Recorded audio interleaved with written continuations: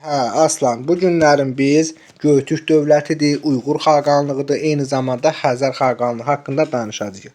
Yazmışıq ki, Göytürklər haqqında ümumi məlumat. Deyirik nə idi? Hun mənşəli Aşila sülaləsindən idi bu Göytürklər. Bu Asiya Hun dövləti dağılandan sonra çəkildilər Altay dağlarının cənublarında məskunlaşdılar və nə baş verdi? Deyirik ki, orada Avar dövləti vardı, türk mənşəli Juranlar. Onlara tabe oldu. Juranların tərkibində də bunlar dəmirçi işi ilə məşğullar. Yəni silah hazırlayırdılar Juranlar üçün. İndi burada bir əfsanə var da kitablarda yoxdur. Bu Bumin nə idi? Deyirik ki, Aşina nəslinin başçısı idi Bumin. Bumin gedir Juran hökmdarının yanına ki, sənin qızını oğlum Muğan istəyirəm. O da deyir ki, biz dəmirçilərə qız vermirik. Bu fikirdən sonra artıq bunların arasında müəyyən münasibətlər pozulur. Yazmışıq dövlətin yaranması Bumin Xaqan. Bəli, artıq 552-ci ildə bunlar Çinin köməyi ilə üsyan qaldırırlar və Juranları məğlubiyyətə uğradıb 1-ci Göytürk dövlətini yaratdılar. Nə vaxt yaradılar 1-ci Göytürk dövlətini? 552-ci ildə. Aydın oldu mu? Deyirik ki, Türk adını ilk dəfə rəsmi dövlət adı olaraq bu Göytürklər qəbul edirlər. Paytaxt hara olur? Ötükən şəhər. İlk dəfə Türk adını rəsmi dövlət adı olaraq götürürlər. Bəli, deyirik ki, artıq dövlətin ərazisi böyüyüdür. Dövlətin ərazisi böyük olduğunca bunu şərt, bax rəsmi demir ya, şərti olaraq iki hissəyə, bax burada da xətt var. Bax şərti olaraq iki hissəyə bölürlər. Bu hissə gedir Qərbi Göytürk xaqanlığı, bu hissə gedir Şərqi Göytürk xaqanlığı. Deməli, Şərqi Göytürk xaqanlığını idarə eləyəcək kim? Xaqanın özü. Məsələn, Bumin, Muğan, bunlar idarə eləyəcək. Şərqi Göytürk isə, yəni daha doğrusu Qərbi Göytürk isə, yəni bax bu ərazilərdə yerləşən ərazilər isə Yaqubu ləqəbi daşıyan şəxslər idarə edir. Bunlar da əsasən hökmdarın qardaşları idi. Yaqubu yəni yarısı deməkdir də, yaxın, hökmdar yarısı.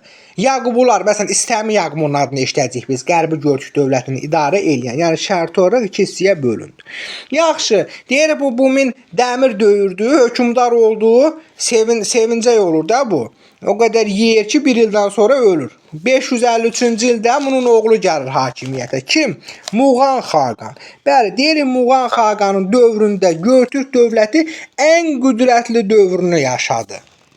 Yaxşı, gəl görək, bax bu Muğan Xaqan nə işləri görür? Deyirik ki, atası kimi Juranlarla mübarizəni davam elətdirib Juranları ölkədən qovdu. Eyni zamanda atasından fərqli olaraq Çin asılı vəziyyətə saldı. Atası nə etmişdi? Çinlilərlə müttəfiq olub Juranlara qarşı üsyan qaldırmışdı, amma bu atasından fərqli olaraq deyirik Çinin üzərinə uğurlu yürüş edib Çin asılı vəziyyətə salır. Yaxşı, bu Muğan Qərbi Türk xaqanlığını, Göytürk xaqanlığını idarə edir. Bəs Şərqi, daha doğrusu Şərqini idarə edir. Bəs Qərbini idarə edən İstəmi necə? Nə yaşıyordu İstəmi Yaqubu? Deyirik ki, bax bu ərazilərdə yaşayan Xəzərləri özünə tabe etdi. Xəzərləri tabe etdi. Eyni zamanda Bizans üzərində də bu müəyyən şey eləyir də, hücum edir, onları məğlubiyyətə uğradır. Amma tərkibinə qatmır. Neyinir? Yazmışıq Bizansla diplomatik münasibətlər. Niyə diplomatik münasibətlər saxlayır? Çünki bax burada yerləşən Sasani dövləti var ha. Bax bu Sasani dövləti ilə Bizans da düşməni idi. Göytürklər də düşməni idi. Yəni ortaq düşmənləri olduğuna görə onlara diplomatik münasibətlərə üstünlük verir. Yazmışıq Sasanilərlə mübarizə Soqdiana vilayəti. Yaxşı, Göytürklər Sasanilərlə niyə mübarizə aparırdı? Bunun əsas iki səbəbi var idi. Biri o idi ki, dedi ya 1-ci Xosrov Şiravandan İstəmi Yaqubu birləşib Axun imperatorluğunu 567-ci ildə məğlubiyyətə uğradıb iki hissəyə böldülər. Bundan sonra İstəmi Yaqubu dedi ki, indiyənə qədər Axunlar ödəmirdiniz vergini. İndi həmin vergini biz ödəyəcəksiniz. Bu da razı olmur. Bizim bu nədir kişinin adı? 1-ci Xosrov Şiravan. Ona görə də bunların arasında problem yarandı. Bundan da başqa Sasanilər nə edirdi? Bu mühüm ticarət yollarını məhdudlaşdırırdı. Bir var ticarət yollarının hamısı Göytürklərin əlində ola, bir də müəyyən hissəsi Sasanilərin əlində idi. Ona görə də bunların arasında problem olur və hətta aralarında müharibə baş verir. Göytürklər nə edirdi? Sasanilərin Soqdiana vilayətini ələ keçirdilər. Amma deyirik Muğan Xaqan öləndən sonra nə idi? Bax bu türklər Göytürklərin baş bəlası Çinli şahzadələri idi. Çünki düz Asiya Hun dövlətinin vaxtında Pinçen müqaviləsində nikah diplomatiyası bir şey var idi də. Türk dövlətlərində hakimiyyətə gələcək hökmdarlar Çinli şahzadələrlə ailə, Çin hökmdarlarının qızları ilə ailə qurmalı idilər. Ona görə də Göytürk dövlətində anası Çinli olan şahzadələrlə anası Türk olan şahzadələr arasında mübarizə başlayır və nəhayətində necə ki Asiya Hun dövləti iki hissəyə bölündüyü kimi bu da iki hissəyə bölündü. Nə vaxt? Deyirik ki 6-cı əsrin 80-cı illərində. Rəsmi olaraq iki hissəyə bölünür. Şərqi Göytürk və Qərbi Göytürk. Şərqi və Qərbi Göytürklə bölündü. Amma 7-ci əsrin 30-cu illərində bax Çindən asıllıq yazmışıq. 7-ci əsrin 30-cu illərində bax bu hissə Çindən asılı vəziyyətə düşür. 7-ci əsrin deməli 50-ci illərində də bax bu ərazi Çindən asılı vəziyyətə düşdü. Düzdür ki, bunlar qəbul eləmirdilər Çindən asılılığı. Deyirlər ki, biz Çindən asılılığı qəbul etməyəcəyik. Yəni razı olmurlar da kimisə boyunturuq altında yaşamaqdan. Kürşad var. Kürşad özü elə Çin ordusunda xidmət edən bir türk olmuşdu. Bəli, 639-cu ildə qeyd eləmiş. 639-cu ildə Kürşadın başçılığı ilə nə oldu? Üsyan baş verdi. Düzdür ki, sayı az idi. 40 nəfər idilər bunlar. Hökmdar imperator sarayına hücum eləmişdilər. Yatırıldı. Hətta bunun haqqında nə bilim cizgi filmləri, kinolar da çəkilib bu Kürşadla bağlı. 639-cu ildə üsyan qaldırır, lakin deyirik ki, qələbə çala bilmədi. Kürşaddan sonra hakimiyyətə gələcək, daha doğrusu üsyan qaldırır ki, Qutluq. Bəli, Qutluq bircə, Qutluq xan üsyan qaldırır. Nə vaxt? Deyir ki, 7-ci əsrin 80-cı illərində. Amma tam olaraq 682-ci ildə qələbə çalır və Ötkəndə Eltəriş adı ilə hakimiyyətə çıxır. Eltəriş nədir? Yəni eli bir yerə toplayan. Eltəriş adı ilə hakimiyyətə çıxır və fikirləşir ki, bizim başımıza bu problemi açan nədir? Bizim parçalanmağımız, dağılmağımız, süqut eləməyimiz. Görür ki, Çinli şahzadə, Çinli qızlardır. Ona görə ilk dəfə olaraq deyir ki, mən Çinlilərlə ailə qurmayacağam, Türk qızı ilə ailə quracağam, Eltəriş. Yəni 2-ci Göytürk xaqanlığının qurucusu. Nə vaxt yaratdı? 682-ci ildə. Neçənci ilə qədər mövcud oldu? 744-cü ilə qədər. Bəli, Eltərişin yanında Avropalıların Otto von Bismarck adlandırdıqları Tonyukuk var idi. Bəli, Tonyukuk deyirik nə idi? Həm sərkərdə idi, həm alim idi. Bəli, o həmin bu Eltərişə eyni zamanda bunun qardaşı Qapağana, oğlu Bilgiyə nə eləmişdi? Diplomatik işlərdə yaxından köməklik göstərmişdi. Yaxşı. Deyir Eltərişdə 682-dən nə vaxta kimi olur hakimiyyətdə? 682 illərdə hakimiyyətdə olur. Eltərişdən sonra gələcək onun qardaşı Qapağan. Yəni Bilgə Gültikin həmin vaxtı balaca olduğuna görə Qapağan gəlir. Qapağan haqqında çox söz demirik. 692-ci ildən 716-cı ilə kimi hakimiyyətdə olur. Bəli, deyir onun dövründə dövlət daha da qüvvətlənir. Əsas bizə lazımdır Bilgə. Bilgə xaqanın dövründə artıq deyirik nə baş verdi? Ən qüdrətli dövrünü yaşadı. Ən qüdrətli dövrünü. Yəni 734-cü illərdə hakimiyyətdə olmuşdu. Ən qüdrətli dövrünü yaşayır. Eyni zamanda Çinin üzərinə bax yazmışıq, Türk tayfalarını tabe etdi. Yəni Mərkəzi Asiyada yaşayan. Eyni zamanda Çinin üzərinə uğurlu yürüşlər eləmişdi. Yaxşı. Artıq deyirik ki, Bilgə öləndən sonra, hətta Bilgə ilə ölməmişdi. Bilgə hakimiyyətdə olan zaman onun qardaşı Gültikin də ölür, eyni zamanda Tonyukuk da ölür, ardınca Bilgə ölür və hakimiyyətdə olan əsas o fiqurlar öləndən sonra mərkəzi hakimiyyət zəifləyir. Hakimiyyətə kim gələcək? Gültikinin övladları, onlar da az yaşlı idi. Ona görə mərkəzi hakimiyyətə o qaçma meylləri baş verir. Sonra da nə baş verdi deyirik ki, artıq tabi edilən tayfalar üsyan qaldırır. Məsələn, Uyğurların üsyanı nəticəsində 744-cü ildə tamamilə 2-ci Göytürk dövləti də süquta uğradıldı. Yaxşı, bu aydın oldu. İndi danışırıq elə Uyğur xaqanlığı haqqında. Yəni ki, Uyğurlar haqqında məlumat. Bəli, Uyğurlar haqqında məlumat nədir? Bax, Uyğurlar Mərkəzi Asiyada yaşayan türk tayfaları idi. Deyir ki, haqqındakı məlumat 2-ci yüzillikdə verilmişdi. Aydın oldu mu? Deyirlər ki, Göytürklərdən asılı olmuşlar. Hətta Çin mənbələrindən adlandırılırdı. Ən mahir oxçular adlandırılırdı həmin bu Uyğurlar. Deyir 744-cü ildə 2-ci Göytürk dövlətini süquta uğratdı. Qutluq Bilgə Kürxaqan. Bəli, və Uyğur dövlətini yaratdı. Bu da elə o birlər kimi, o birinci Göytürk dövlətini yaradan şəxs kimi nə idi? Cəmi bir il hakimiyyətdə olur. 744-745-də. 745-ci ildə artıq hakimiyyətə gələcək Moyonçur 745-dən 759-cu ilə kimi. Görək Moyonçur nə iş gördü? Deyirik ki, bax bunun dövründə Talas vadisində döyüş olur. Uyğurların bura əlaqəsi yoxdur. Talas vadisində döyüş ərəblərlə Çin arasında baş verir və həmin döyüşdə ərəblər qələbə çalır 751-ci ildə. Lakin müəyyən daxildə baş verən proseslər onların orada möhkəmlənməsinə icazə vermir. Uyğurlar da deyir, nəyə vurdun, nə yapdın, hazırca kökə tapdın. O ərəblər çıxdığı Mərkəzi Asiyanı gəlib ələ keçirirlər. Talas vadisindəki döyüşdən sonra. Sonra yazmışıq ki, Çinə yürüş, Tan sülaləsi xərac. Görək bu nə deməkdir?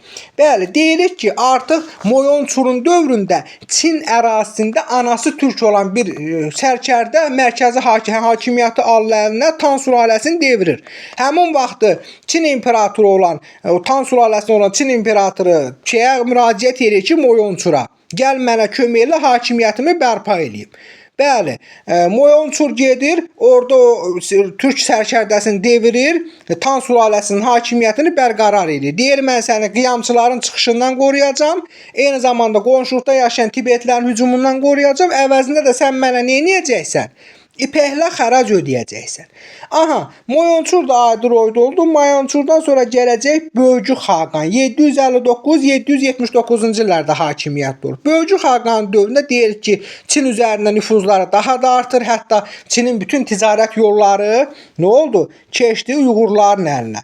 Hətta Tibetliləri də nədir? O Çinə hücum edən Tibetliləri də məğlub edib Çindən qovdu.